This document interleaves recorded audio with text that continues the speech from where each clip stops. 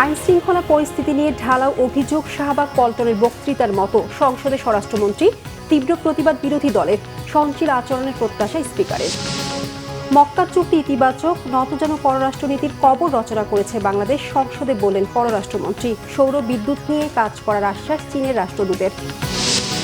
দেশ ও জাতির স্বার্থে দল নিরপেক্ষভাবে কাজ করার প্রত্যয় রাষ্ট্রপতির। নির্বাচন কমিশনকে সততার সঙ্গে কাজ করার আহ্বান, সিইসির সাক্ষাৎ। নেপালে আকস্মিক বন্যায় প্রাণহানি বেড়ে ৩ শতাধিক, নিখোঁজ ১,৫০০-এর বেশি। সংসদে শোক প্রস্তাব, কোনো বাংলাদেশের হতাহতের তথ্য নেই। দেখছিলেন সংবাদ শিরোনাম, এবার বিস্তারিত। গত ৬ মাসের আইন শৃঙ্খলা পরিস্থিতি নিয়ে উদ্বেগ প্রকাশ করেছে বিরোধী দলীয় সংসদ সদস্যরা। এ বিষয়ে জাতীয় সংসদে স্বরাষ্ট্রমন্ত্রীকে প্রশ্ন করা হলে উত্তপ্ত হয়ে ওঠে সংসদের আলোচনা। পরে স্পিকারের হস্তক্ষেপে পরিস্থিতি স্বাভাবিক হয়। স্বরাষ্ট্রমন্ত্রী কি law and order situation restore করতে পেরেছে কিনা? মাননীয় স্বরাষ্ট্রমন্ত্রী। ধন্যবাদ মাননীয় স্পিকার। এটা প্রশ্ন হলো না পল্টনের বক্তৃতা হলো বুঝতে পারিনি। আইন শৃঙ্খলা পরিস্থিতির উন্নতি হয়েছে কি হয় নাই সেটা তো দৃশ্যমান। বাংলাদেশে আজ পর্যন্ত বর্তমান সরকার দায়িত্ব নেওয়ার পর থেকে এই মুহূর্ত পর্যন্ত যত হেনিয়াস ক্রাইম হয়েছে, অপরাধ সংগঠিত হয়েছে, ২৪ ঘন্টা ৪৮ ঘন্টা ক্ষেত্রের মধ্যে ৭ ঘন্টার ভিতরে অপরাধী গ্রেপ্তার হয়েছে। মাননীয় বিরোধী দলীয় সদস্যবৃন্দ, আপনারা অনুগ্রহ করে স্বরাষ্ট্রমন্ত্রীর বক্তব্য শুনবেন।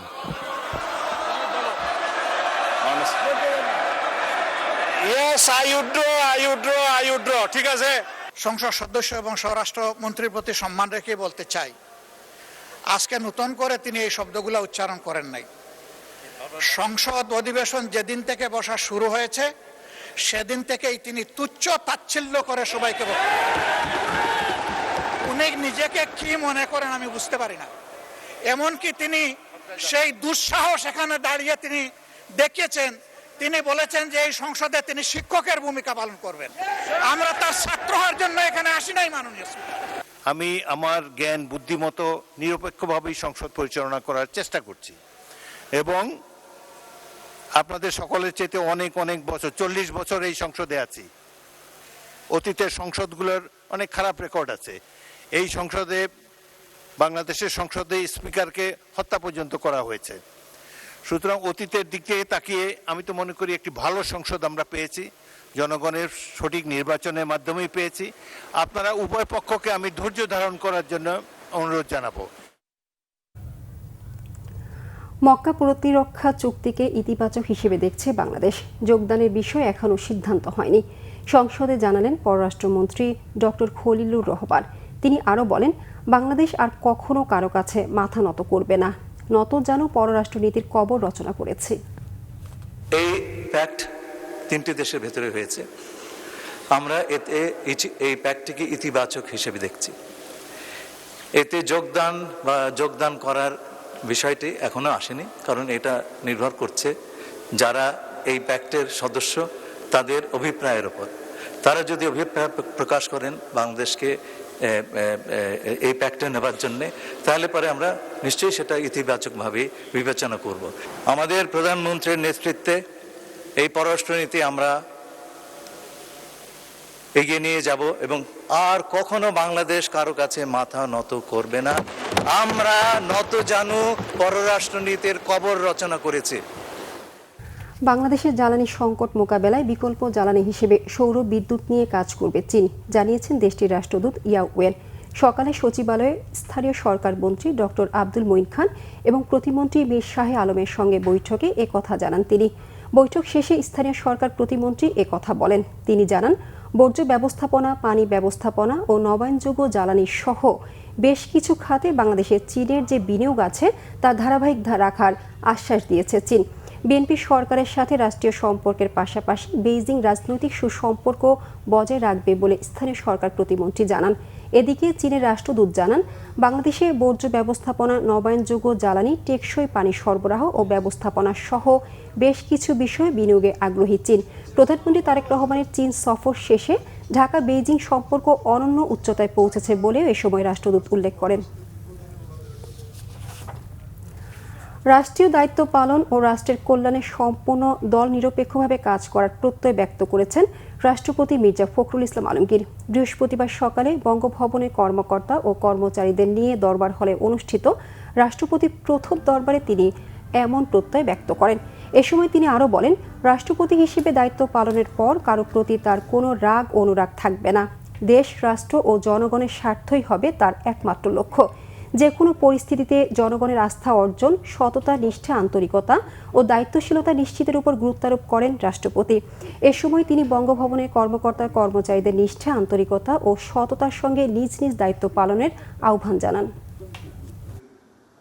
আমি এখন সম্পূর্ণভাবে একজন দল নিরপেক্ষ মানুষ এবং আমার রাষ্ট্রের রাষ্ট্রপতি হিসেবে দায়িত্ব গ্রহণ করার পরে আমি সব কিছুর রাজনীতির ঊর্ধ্বে আমি থাকবো বলেই আমি শপথ নিয়েছি এবং আমার জন্য কোনো রাগ, বিরাগ, অনুরাগ কোনো কিছুর জন্য থাকবে না। আমার সামনে একটাই মূল উদ্দেশ্য, লক্ষ্য, সেটা হচ্ছে আমার দেশ, আমার রাষ্ট্র, আমার জনগণ।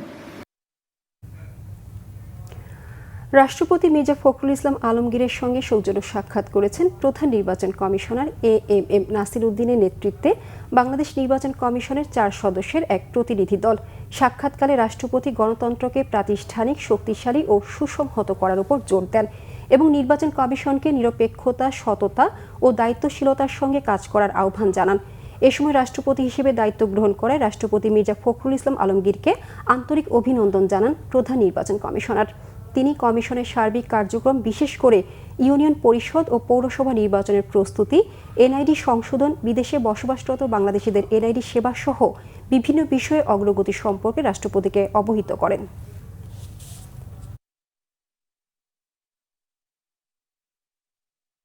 আন্তর্জাতিক প্রসঙ্গ। নেপালে পাহাড়ি ঢলে সৃষ্ট আকস্মিক বন্যা ও ভূমিধসে প্রাণহানি বেড়ে দাঁড়িয়েছে অন্তত 332 জনে। ভেসে গেছে হাজারো মানুষ। নিখোঁজদের উদ্ধারে চলছে তল্লাশি অভিযান। ভয়াবহ এই প্রাকৃতিক দুর্যোগের 24 ঘন্টা পার হলেও সন্ধান মেলেনি অন্তত 1,500 মানুষের। এদের মধ্যে পর্যটক আছেন 800-ও বেশি। নেপালের ট্যুরিজম বোর্ড জানিয়েছে, পর্যটকদের মধ্যে ভারতের 177 জন, যুক্তরাষ্ট্রের 63 জন, যুক্তরাজ্যের 33 জন, কানাডার 25 জন, ইউক্রেনের 54 জন, অস্ট্রেলিয়ার 34 জন, জার্মানির 8 জন ছাড়াও দক্ষিণ কোরিয়া, দক্ষিণ আফ্রিকা ও জাপানের নাগরিক রয়েছেন। দুর্গম পাহাড়ি এলাকা হওয়ায় তল্লাশির জন্য ব্যবহার করা হচ্ছে হেলিকপ্টার। এই হেলিকপ্টার থেকে ফেলা হচ্ছে দুর্গতদের জন্য খাবার, তাঁবুসহ জরুরি সরঞ্জাম। স্থানীয় সময় বুধবার সকালে নেপালের উত্তরাঞ্চলীয় ভোটে কোশি নদীতে ব্যাপক ঢল নামে। বানের পানিতে ভেসে যায় তিব্বত সীমান্তবর্তী রসুয়া জেলার ঘরবাড়ি, যানবাহন, সেতুসহ বিভিন্ন অবকাঠামো। সবচেয়ে বেশি ক্ষতিগ্রস্ত তিমুরে ও সেব্রুবেশি এলাকা। নেপালের বিদ্যুৎ কর্তৃপক্ষ জানিয়েছে, বন্যায় রাসুয়াগ্রি, চিলিমে, ত্রিশুলি তীরের জলবিদ্যুৎ প্রকল্প ক্ষতিগ্রস্ত হয়েছে। 220 কিলো ভোল্ট বিদ্যুৎ উপকেন্দ্র এবং একাধিক সঞ্চালন ও বন্টন অবকাঠামো ক্ষতির মুখে পড়েছে। ক্ষতিগ্রস্ত এলাকাগুলোকে আগামী 3 মাসের জন্য দুর্গত অঞ্চল হিসেবে ঘোষণা করা হয়েছে। নেপালে প্রাণহানির ঘটনায় শোক জানিয়েছে বাংলাদেশ। ত্রয়োদশ জাতীয় সংসদের 3য় অধিবেশন শুরু হয়েছে। বৃহস্পতিবার বিকেল 3টায় পবিত্র কোরআন তেলাওয়াতের মাধ্যমে বৈঠকের কার্যক্রম শুরু হয়। শুরুতে উদ্বোধনী বক্তব্য দেন স্পিকার হাফিজউদ্দিন আহমদ বীর বিক্রম। এ সময় সাবেক স্পিকার ব্যারিস্টার জবির উদ্দিন সরকার সহ সাবেক সংসদ সদস্য ও বিশিষ্ট ব্যক্তিদের মৃত্যুতে শোক প্রস্তাব গৃহীত হয় এবং তাদের স্মরণে 1 মিনিট নীরবতা পালন করা হয় এবং তাদের আত্মার মাগফিরাত কামনায় মোনাজাত করা হয়। একই সাথে নেপালে প্রাণহানির ঘটনায় শোক জানানো হয়। এ সময় চিফ হুইপ নুরুল ইসলাম মনি জানান, নেপালে বাংলাদেশের পক্ষ থেকে ত্রাণ কার্যক্রম চালানোর প্রস্তুতি নিতে সেনাবাহিনীকে নির্দেশ দিয়েছেন প্রধানমন্ত্রী।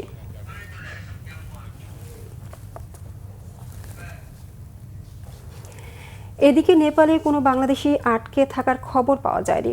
যদি জীবিত অথবা মৃত কারো খবর পাওয়া যায় তাহলে দ্রুত তাদের ফিরিয়ে আনতে বাংলাদেশ সরকার প্রস্তুত আছে বলে জানিয়েছেন পররাষ্ট্রমন্ত্রী ডক্টর খলিলুর রহমান। দুপুরে পররাষ্ট্র মন্ত্রণালয়ে সাংবাদিকদের একথা বলেন তিনি। মন্ত্রী বলেন, দেশটির এই বিপদে সর্বাত্মক সাহায্য দিতে প্রস্তুত বাংলাদেশ।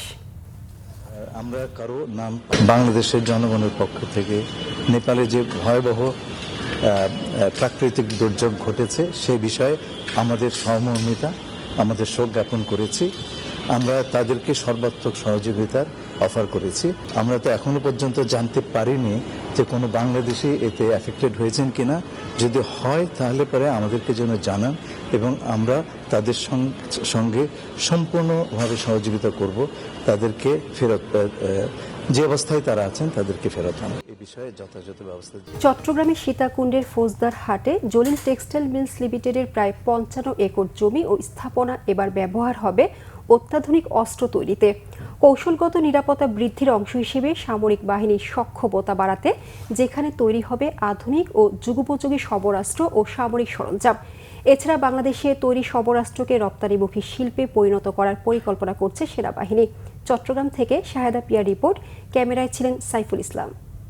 1961 সালে প্রায় 55 একর জায়গায় যাত্রা শুরু হয়েছিল সুতা ও কাপড় তৈরির প্রসিদ্ধ এই জলিল টেক্সটাইলের। পরবর্তীতে লোকসান গুনতে গুনতে 2004 সালে তা পুরোপুরি বন্ধ হয়ে যায়। অবশেষে নানা প্রক্রিয়া শেষে সেই টেক্সটাইলের জায়গায় এখন হতে যাচ্ছে সমরাস্ত্র কারখানা। সেনাবাহিনীর হাতে জলিল টেক্সটাইল মিলস লিমিটেডের জমি হস্তান্তর উপলক্ষে মিল প্রাঙ্গণে বৃহস্পতিবার চুক্তি সই হয় বাণিজ্য মন্ত্রণালয় ও সেনাবাহিনীর বাংলাদেশ অর্ডিন্যান্স ফ্যাক্টরির BOF এর মধ্যে। কেবল অভ্যন্তরীণ চাহিদাই নয়, বাংলাদেশে তৈরি সমরাস্ত্রকে রপ্তানিমুখী শিল্পে পরিণত করার কথা বলছেন সেনাপ্রধান। এই যে যত লোক এখান থেকে ছাঁটাই হয়ে চলে গেছে তার দ্বিগুণ তিনগুণ লোক এর কর্মসংস্থান এখানে হবে এবং এটা একটা রপ্তানিমুখী শিল্পে আমরা রূপান্তর করতে চাচ্ছি। এ সময় প্রতিরক্ষা উপদেষ্টা বলেন, কখনো যুদ্ধ পরিস্থিতি তৈরি হলে শুধু আমদানি করা অস্ত্রের মাধ্যমে যুদ্ধ চালিয়ে যাওয়া সম্ভব হবে না। তাই নিজেদের সক্ষমতা বৃদ্ধিতে দেশের প্রতিরক্ষা শিল্পকে ঘিরে নানা কার্যকর পদক্ষেপ নিয়েছে সরকার। অন্য দেশের উপর নির্ভরশীল হয়ে আমরা কখনো দীর্ঘভাবে যুদ্ধ চালাতে পারবো না। আমাদের একটা আনইন্টারাপ্টেড সাপ্লাই চেইন লাগবে এবং সেই সাপ্লাই চেইন আমরা অবশ্যই প্রতিষ্ঠিত করব এবং সেটা করার জন্যই আমাদেরকে এই প্রতিরক্ষা শিল্পকে প্রতিষ্ঠিত করতে হবে। আর বাণিজ্য মন্ত্রী বলেন, যুগের সাথে তাল মিলিয়ে প্রতিরক্ষা শিল্প ও প্রযুক্তির বৈপ্লবিক পরিবর্তন ছাড়া বিকল্প নেই। নিজেদের চাহিদা মিটিয়ে বাংলাদেশ সেনাবাহিনী অস্ত্র রপ্তানি করতে চাইলে সে বিষয়ে সরকার সব ধরনের সহায়তা করবে। আমরা চাই আমাদের সব ধরনের পণ্য বাইরের পৃথিবীতে সমাদৃত হবে। আর প্রতিরক্ষা সামগ্রীর রপ্তানি এটার মেজারমেন্ট শুধু ডলার ইউরো দিয়ে হবে না। এই সক্ষমতার মানে হচ্ছে you are placing your country at a different league, at a different height, at a different level. এক সময় সুতা তৈরির জন্য বেশ সুনাম ছিল এই টেক্সটাইলের। নতুন ভূমিকায় এবার অত্যাধুনিক অস্ত্র ও সামরিক সরঞ্জাম তৈরির মধ্য দিয়ে সমর খাতে গৌরব অর্জন করবে বলে আশা সংশ্লিষ্টদের। শাহেদা পিয়া, বাংলা ভিশন, চট্টগ্রাম। জাইকার অর্থায়নে কক্সবাজার সৈকতে নির্মিত হচ্ছে দৃষ্টিনন্দন একটি সড়ক। এটির কাজ শেষ হলে মৌসুমী পর্যটকদের যাতায়াত সুবিধা বাড়বে, যানজট এড়িয়ে সহজেই শহর থেকে সৈকতে যাওয়া যাবে, বাড়বে পর্যটন ও অর্থনৈতিক কর্মকাণ্ড। পরিবেশের কারণ দেখিয়ে স্থানীয় কেউ আপত্তি তুললেও এটি পরিবেশের সাথে সাংঘর্ষিক নয় বলে জানিয়েছেন স্থানীয় সংসদ সদস্য লুৎফুর রহমান কাজল। মোর্শেদুর রহমান খোকনের তথ্য ছবিতে রিপোর্ট।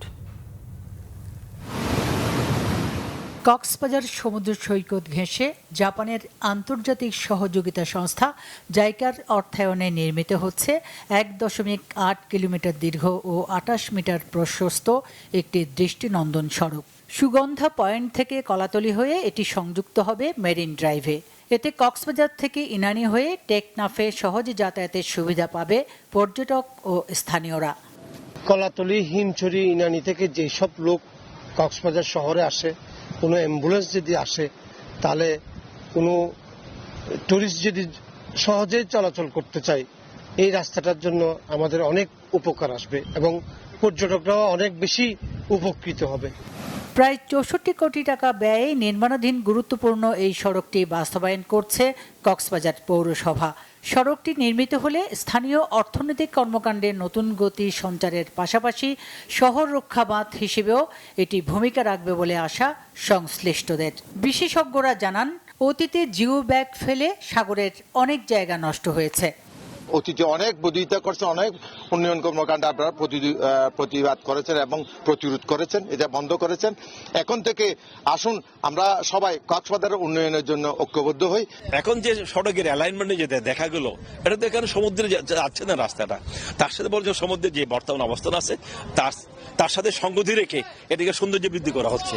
1.2 কিলোমিটার সড়ক নির্মাণের জন্য প্রায় 64 কোটি টাকার টেন্ডার কিন্তু হয়েছে। কাজে ওই পরিমাণ কম্পোনেন্ট আমাকে ইঞ্জিনিয়ার সাহেবরা যে ডিজাইন দেখিয়েছেন ওইরকম ভাবেই সড়কটা তৈরি করা হচ্ছে যাতে সাগরের ভাঙন থেকে এটা রক্ষা করা যায়। এদিকে সড়কটির কাজ চলতি মাসের মাঝখানে শুরু করলে বাধার মুখে পড়েন ঠিকাদাররা। পরিবেশ বিপর্যয়ের কথা বলে স্থানীয় কিছু লোকজন নির্মাণ কাজে বাধা দিচ্ছে বলে অভিযোগ তাদের।